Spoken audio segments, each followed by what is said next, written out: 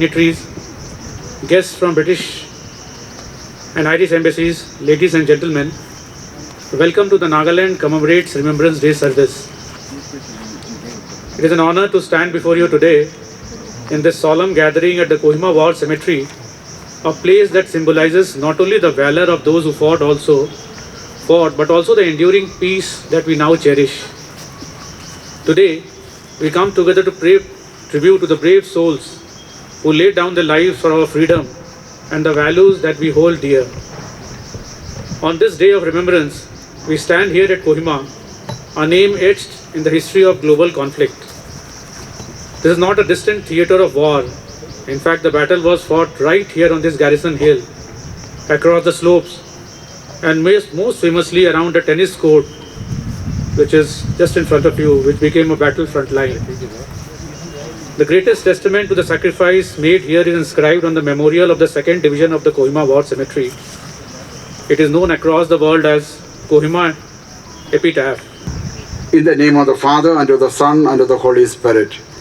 Almighty and ever-living God, Father, Son, and the Holy Spirit, we gather today in solemn remembrance to honor the memory of those who have made the ultimate sacrifice of their life for the country and for freedom, especially in the Battle of Kohima. It is indeed a special occasion, and I extend a warm welcome to all our distinguished guests and friends present here. We deeply appreciate your presence at this solemn and significant commemoration of Remembrance Day in Kohima. Here at the very ground where victory was written in courage, resilience, and sacrifice.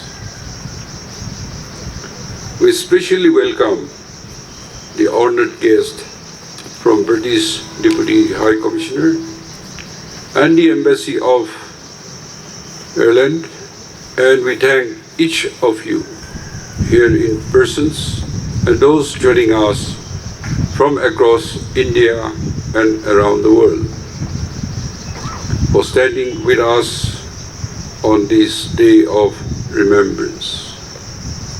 We are fortunate to have the Honorable Speaker and the Deputy Chairman of Rajya Sabha. They have come to attend the NER CPA conference yesterday, and the Honorable Speaker Lok Sabha is leaving today, but he took time to be with us. Thank you. I wish to again place on record a sincere appreciation to the British High Commissioner, led by Dr. Andrew Friedman, for initiating the observance of Remembrance Day in Nagaland. These hills remember their footsteps. Our people remember their stories. Engraved on the grounds is the timeless Kohima epitaph. As earlier speaker had mentioned also, when you go home, tell them of us and say, for your tomorrow, we gave ours today. These words do not merely adorn stone. They speak to our conscience. They are a reminder that peace we enjoy today was purchased with the highest price. It is our moral duty to honor their legacy by promoting peace, compassion, unity, and mutual respect. In Nagaland, Remembrance Day holds a unique meaning. The stories of 1944 are intertwined with our identity. The bonds of sacrifice forged here between nations and peoples remain alive. transcending borders, generations, and political divisions. As we reflect on the past violence, the Naga people have learned that the only true tribute to those who died in war is to uphold peace in our times. We are called to transform memories of conflict into a message of reconciliation for the world. Nagaland's story, once shaped by battle, must now be a voice for peace, unity, and universal brotherhood. This is our solemn commitment that Kohima will remain to stand as a beacon of hope and as an advocate for humanity.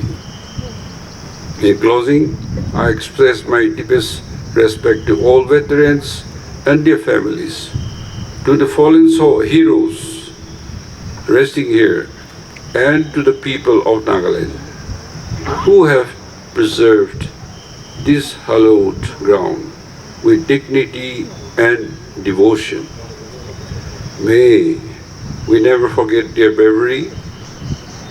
May we uphold their legacy. May we cherish the peace that died to protect. Thank you and God bless. हम सबके लिए भावुक भी है और स्मरण का दिन भी है, जब हमारे वीर सैनिकों ने, योद्धाओं ने सेकेंड वर्ल्ड वॉर में इस कोड पर इस देश को बचाने के लिए युद्ध किया, बलिदान दिया। और इसीलिए जब हम इस स्थल पर आते हैं और इस दिन का स्मरण करते हैं, तो हम उन वीर शहीदों, सैनिकों ने जिन्होंने अपने देश के लिए बलिदान दिया, कुर्बानियां दी, और इसीलिए सेकेंड वर्ल्ड वॉर का ये युद्ध बहुत ऐतिहासिक था और बहुत महत्वपूर्ण भी था।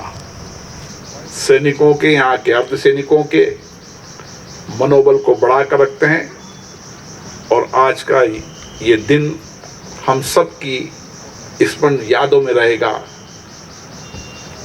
कि भारत हमेशा योद्धाओं की धरती रहा है, वीरताओं की धरती रहा है। आप सबको धन्यवाद। जय Hind. Dignitaries from the Parliament of India, Om Birla, Harivansh Narayan Singh, and other dignitaries and guests and members of the public that I have not mentioned. My British defence colleagues are really delighted about the Government of Nagaland's decision to establish this annual event. My current Deputy High Commissioner was here last year. I'm really proud to be here with you all, along with my colleague, paying my tributes to the brave soldiers who died for our freedom. We gather to remember the brave souls, British, Indian and Allied soldiers from across the Commonwealth, who laid down their lives in the Second World War. Their sacrifice turned the tide of the war in the East and safeguarded the freedoms we cherish today. The Battle of Kohima was a turning point in World War II, where British and Indian forces halted the Japanese advance into India. Fought in the rugged hills of Nagaland, it is remembered for its brutal close quarters combat, including the infamous fighting around the Kohima tennis court, which became a symbol of resistance. I'll just repeat again, as inscribed here at the Kohima epitaph. When you go home, tell them of us and say, for your tomorrow we gave our today. These words are just are not just a tribute, they are a call to remember, to reflect and uphold peace. This Remembrance Day, let us renew our commitment to peace, to international friendship, and to the enduring partnership between the United Kingdom and India. To the families, descendants, and communities who continue to honor these heroes, you have our deepest respect. Their legacy lives on in our hearts and in the quiet dignity of this cemetery. In closing, I really want to thank the Commonwealth War Graves Commission and the Nagaland government for their efforts in maintaining the cemetery year after year. We will remember them always. Thank you. This is only the second time that we are observing Remembrance Day in Nagaland, despite 8 decades since the war. While it's better late than never, I'm sure we've started an exciting new journey and an adventure that will tell wonderful stories and spread the message of peace to the global community. Speakers before me have mentioned about the Battle of Kohima, how significant it was, how it changed history.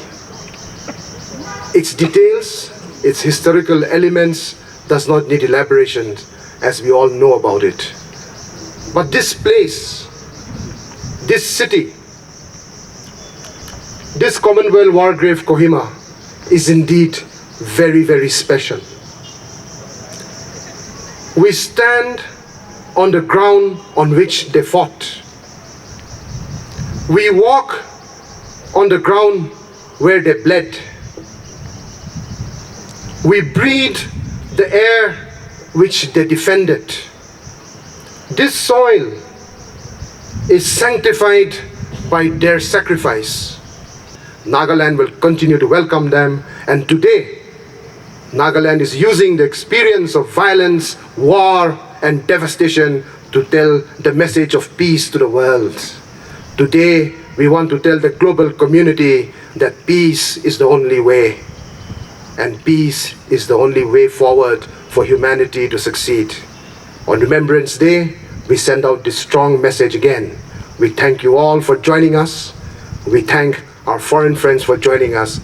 And I cannot mention everybody, but the entire team have worked tirelessly to make this a success. We hope that in the coming years, this will continue to grow, but most importantly, it will spread the message of peace, oneness, and unity. Thank you for listening. God bless. Kuknalim.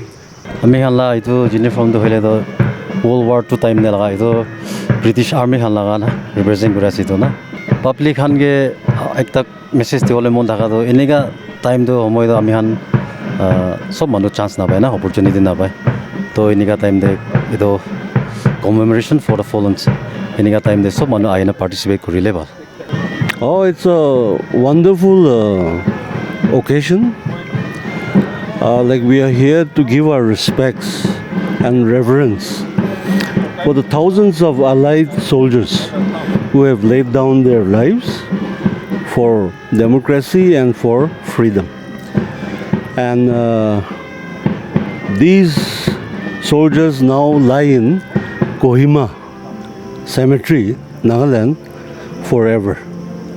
And the message from today, like from the Nagaland Flat Fenders opinion is that we have seen the tragedy of war.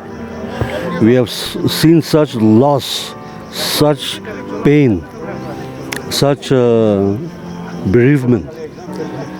So our message is never again. It was actually Nagaland state government program though from last year. It was the silver jubilee year. So like we were asked to join.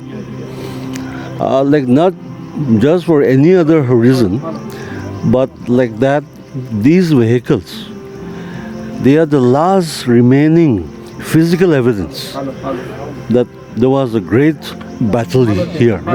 So we want to preserve it for the future generations. These vehicles are mute spectators only, but very eloquent symbols of the sacrifices that was made here. And we call it Naga Heritage on Wheels.